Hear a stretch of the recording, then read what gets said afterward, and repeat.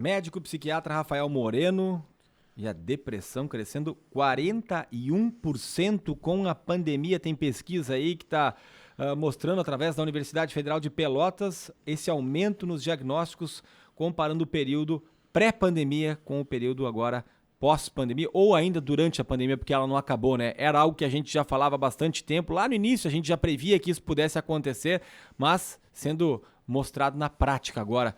O que representa isso? Quais são as consequências? Se tem como diminuir ou de repente a tendência até aumentar esse percentual daqui para frente? Porque a gente sabe que a depressão não é uma coisa que vai de uma hora para outra ou que vem, que logo passa, né? Doutor Rafael Moreno, tudo bem? Bom dia. Bom dia a todos. Então, quando essa informação vem da Universidade Federal de Pelotas, a gente tem que confiar, já que a Universidade Federal de Pelotas tem uma ampla tradição de estudos que a gente chama longitudinais, de acompanhar populações por um grande período de tempo. A gente chama estudos de coorte. Então, essa informação, com certeza, é uma das informações novas de estudos, já que há um ano atrás ainda não se tinha estudos mostrando realmente o impacto da pandemia, já que a gente estava no meio da pandemia. Agora, como a pandemia deu uma redução, a gente consegue ter estudos aí mais robustos mostrando um impacto pós-pandemia. E já era esperado, sim, tá, um aumento dos casos de depressão pós-pandemia. Durante a pandemia, a gente vê muito mais ansiedade em função dos riscos reais da pessoa pegar uma doença e ter as consequências graves da doença, ou que tem algum familiar ou uma pessoa próxima que tenha as consequências graves da doença. E a depressão é a segunda etapa, e lembrando que depois, os estudos mostram de comportamento durante pós-pandemia, é um período maior de suicídios, né, de tentativas de suicídio. Então, nesse momento, a gente está vendo esse estudo aí mostrando já esse impacto, essa fase do índice maior de depressão, que é uma consequência de múltiplos fatores que aconteceram. Problemas econômicos, problemas sociais, foram pessoas que perderam a vida, que a gente conhece, pessoas que tiveram Covid também. A gente sabe que o Covid afeta o cérebro, existem sequelas do Covid, principalmente memória, que a gente tem visto as pessoas ficando, sequelas também no corpo, que a gente está vendo as pessoas com problemas respiratórios pós-pandemia, questão também de mais cansaço depois de ter o Covid. Então são múltiplos fatores aí que a gente está vendo, e isso com certeza depois impacta nesse aumento dos índices de depressão. Tá? Acho que o que vale importante a gente falar é como reconhecer que você está com depressão e como procurar ajuda, que isso é extremamente importante, já que a gente vai ter aí quase 50%, enfim, quase o dobro, né, de pessoas a mais com depressão, e como é que a gente vai fazer para tratar todo esse pessoal. Interessante em relação a esse estudo é que algumas pessoas entrevistadas comentaram que já não estavam bem antes da pandemia e com o isolamento social a situação ela só se agravou. A gente sabe, você falou, a depressão ela é multifatorial, tem até questões genéticas, mas o ambiente também influencia. E muitas vezes a depressão ela está acompanhada a outras doenças que não são somente a questão mental. A pessoa tem outros problemas de saúde e também a depressão.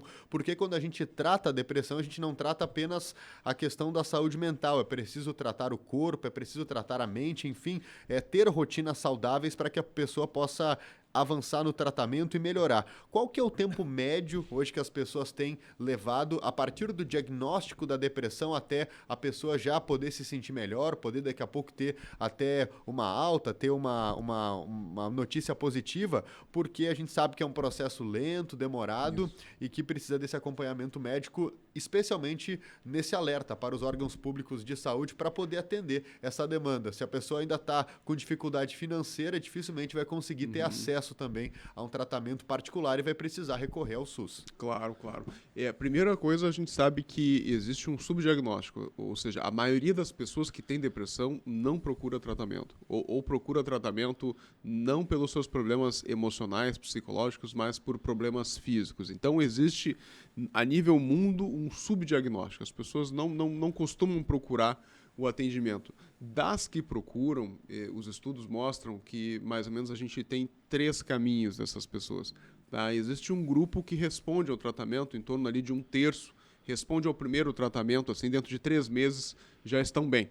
Esse é um grupo. O segundo grupo, mais ou menos também aí em torno de 20%, tá? 20, 30% são pessoas que não se recuperam muito bem do primeiro episódio da depressão, ficam com sintomas residuais, que a gente chama. Então ficam mais cansadas, o sono já não fica tão legal, a memória já fica diferente. Essa que a gente chama a depressão resistente ao tratamento. E aí existe um grupo, que é mais ou menos em torno de 15% dos pacientes, que realmente fica com uma depressão crônica. Tá? O paciente fica igual o início, ou com muito pouca melhora, e esses pacientes aí são muito severos. Tá? Em geral, são esses pacientes que vão lá procurar o psiquiatra. E se a gente pensar em termos de saúde pública, é justamente estes pacientes que devem estar no sistema de saúde secundário, terciário, onde temos casos mais complexos. Tá? E esse que é um grande desafio aí do gestor de saúde, é de não misturar esse paciente que está num primeiro episódio depressivo, que não é tão grave, com esse paciente grave. Porque se todo mundo, imagina nós aí, 10% da população procurando os CAPs, os postos para ser atendido por depressão, tá? Procurando um psiquiatra, não tem como.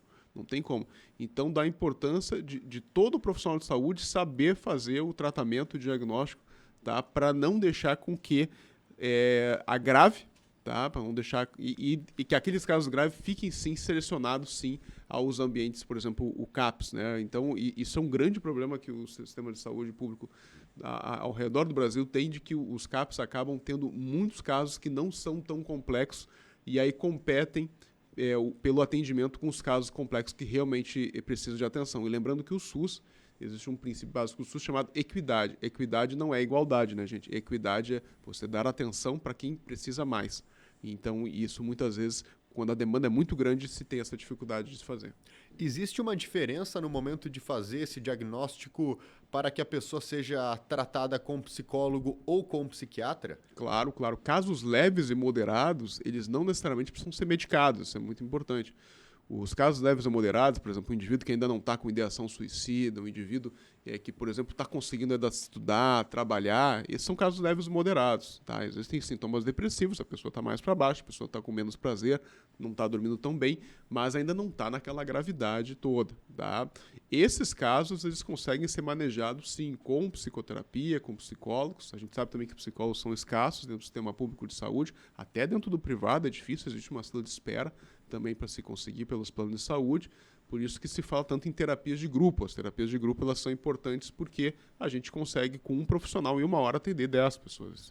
Isso é importante. E hoje em dia as terapias online, hoje os aplicativos, né, por exemplo, o Singulo é um aplicativo de terapia que ajuda bastante esses casos leves e moderados. E sim, quando a coisa está feia, a pessoa está pensando em se matar, a pessoa está com muitos sintomas, a pessoa não está melhorando, já está aí 3 meses muito deprimido, não sai, né, ao ponto de estar se afastando do trabalho, pedindo demissão ou sendo demitido em função da sua depressão, aí esses casos são mais graves. Esses casos, sim, tem que ter psiquiatra e, muitas vezes, na grande maioria das vezes, também um psicoterapeuta, um psicólogo, para fazer o atendimento conjunto. Lembrando que os estudos mostram que o melhor tratamento ainda é a terapia combinada, medicamento mais psicoterapia.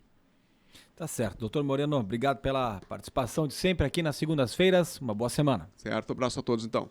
Médico psiquiatra Dr. Rafael Moreno participa do quadro Direto ao Ponto nas segundas-feiras.